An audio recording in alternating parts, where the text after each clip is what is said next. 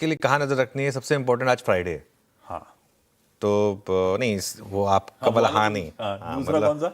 दूसरा ये कि वीकेंड जो आ रहा है ना, उस वीकेंड पे काफ़ी इंपॉर्टेंस है मार्केट के लिए, क्योंकि मंडे मॉर्निंग को मार्केट बहुत कुछ चीज़ों पर रिएक्ट करने वाला है। उसमें सबसे इंपॉर्टेंट होगा आज शाम का यूएस का पेरोल्स का डेटा।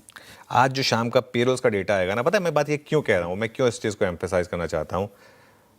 फाइनेंशियल टाइम्स की एक रिपोर्ट आई है जिसके हिसाब से जो फेड के चेयरमैन है केविन वॉश, उन्होंने एक व्यू लिया है कि चाहे उनके ऊपर डोनाल्ड ट्रंप का प्रेशर हो या ना हो, वो फेड के उसमें टिंकरिंग नहीं करेंगे। और यही होता है, देखिए आप किसी के नॉमिनी हो सकते हैं, किसी के फेवरेट हो सकते हैं, आप एक बार एक पोजीशन पर आते हैं ना, आपको उस पोजीशन की रिस्पेक्ट करनी होती है।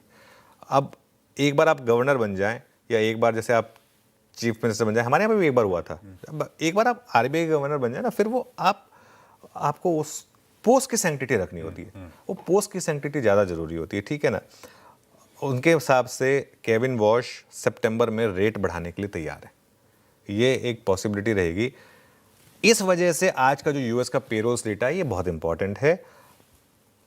इस वजह से आपको डॉलर इंडेक्स और यूएस बॉन्ड यील्ड पर नज़र रखनी होगी। और ऐसे में आप जोड़ दीजिए ये वॉर अपडेट, क्योंकि वीकेंड पर नॉर्मली आपने देखा होगा चीज़ें बदलती हैं, कुछ ना कुछ होता है वीकेंड पे, और इसीलिए वीकेंड का रेस्ट जो होता है वो मार्केट के लिए थोड़ा सा डैमेजिंग होता है। अगर आप देखें पिछले 3-4 हफ्ते में मार्केट ने ट्रेंड बदले हैं। अगर आप निफ्टी का चार्ट लेकर आएंगे ना, तो एक महीने का, ये तो खैर कल का है, एक महीने का अगर आप निफ्टी का चार्ट लेकर आएंगे तो देखेंगे तो काफ़ी वीक दर वीक ट्रेंड बदलते हैं मार्केट के, ठीक है। तो ऐसे में वीकेंड में कोई भी ट्रेड मत लेकर जाइए, जो भी ट्रेड है उसको आप आज की आज बेसिकली निपटा कर जाएं। कच्चे तेल और डॉलर का वापस ऊपर आना, लेकिन एक एल्गो पॉजिटिव है आईटी के लिए। मुझे लग रहा है आज आईटी वापस थोड़ा सा, एक जो स्ट्रांग वाले आईटी स्टॉक्स हैं वो वापस थोड़ा सा एक अपटिक दिखा सकते हैं आपको।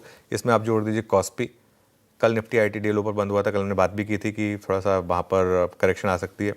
अब इसमें आप कॉस्पी जोड़ दीजिए, कॉस्पी भी आज रेड में है, तो ये आई थिंक थोड़ा सा वापस आईटी के लिए पॉजिटिव हो सकता है। आई थिंक मेरी नज़र रहेगी आज रिलायंस पर। कल रिलायंस में एक बड़ा ब्रेकआउट आया, आज उसका टेस्ट होगा। बहुत लोगों को कल रिलायंस वीक लग रहा था और था भी, लेकिन जिस तरीके से रिलायंस ने बाउंस बैक किया 52 वीक लोगों के ऑलमोस्ट करीब आकर जिस तरीके से वो भागा है वो काफ़ी इंटरेस्टिंग है। सबसे कमज़ोर कड़ी है बाज़ार की इस समय एचडीएफसी बैंक, और ये एक रीज़न है मार्केट में कोई भी ब्रेकआउट खासतौर से बैंक निफ्टी में नहीं सक्सेसफुल होता है। कल भी अगर आप देखें एचडीएफसी बैंक डी लो पर बंद हुआ है, और ये एचडीएफसी बैंक का एक महीने का चार्ट है। इसमें अगर आप शॉर्ट लेके बैठ गए हैं तो पैसा बना है आपका, अदरवाइज और कुछ नहीं है। और लगातार हमारा एक व्यू रहा है कि आज इसमें शायद 52 वीक लो भी लग जाए। 726 का 52 वीक लो था, 1% नीचे खुले तो सीधा 52 वीक लो, और लगातार नजरिया रहा हमारा कि इससे दूर रहें। जरूरी नहीं है कि आपको हर स्टॉक को एकदम बिल्कुल बॉटम पे कैच करना है, ठीक है।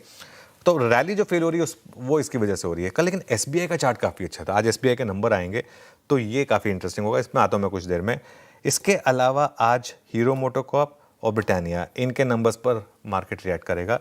दोनों नंबर्स ठीक ठाक थे, हीरो के तो काफ़ी अच्छे थे, लेकिन इनकी कॉल 10:30-11 बजे है, उसके बाद देखते हैं वो कैसे रिएक्ट करेगा।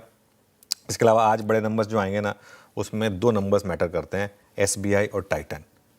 सबसे इंपॉर्टेंट है एसबीआई, सबसे इंपॉर्टेंट मेरे ख्याल से आज बैंक निफ्टी के लिए अगर कोई एक मेक और ब्रेक है तो वो एसबीआई है। कल जिस तरीके से आप देखें एसबीआई के वो स्टॉक में मूव आया था वो काफ़ी इंटरेस्टिंग था, एकदम हाईएस्ट पॉइंट बंद हुआ। और 3 महीने का चार्ट रखिएगा एसबीआई का, क्योंकि पिछला क्वार्टर डिजास्टर था, आपको याद होगा। एक बहुत अच्छी रैली जो बन रही थी वो फेल हुई थी। 6 महीने का रख दीजिए, आई थिंक 3 महीने में वो एग्जैक्ट बस वो उसी दिन का मूव आ रहा है, इस वजह से वो 6 महीने में वो आई थिंक वो चार्ट दिखाई देगा। हाँ ये देखिए, तो वो उसके बाद से ये स्टॉक रुका नहीं है, तो आज ये मेक और ब्रेक होगा, इस पर मेरी नज़र रहेगी। एसबीआई के नंबर्स नॉर्मली मार्केट आवर्स में आते हैं, करीब 1 बजे उनके नंबर्स आते हैं, 2 बजे उनकी प्रेस कॉन्फ्रेंस होती है।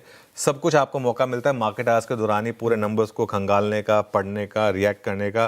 पहले 5 मिनट 10 मिनट रुक जाइएगा, उनके सारे नंबर्स आने दीजिएगा, NPA, slippages, recoveries, NII, net interest income, net interest margin, ये सारे नंबर्स आने के बाद, ये सब कुछ हो जाने के बाद आपको क्लीन ट्रेड मिलेगी एसबीआई में, लॉन्ग या शॉर्ट दोनों तरफ, जो भी तरफ के नंबर्स आएंगे तो उसका वेट करिएगा बेसिकली। इकलौता दिग्गज बैंक जो बाइज्जत मार्केट के दौरान वीक डेज में अपने नतीजे घोषित करता है।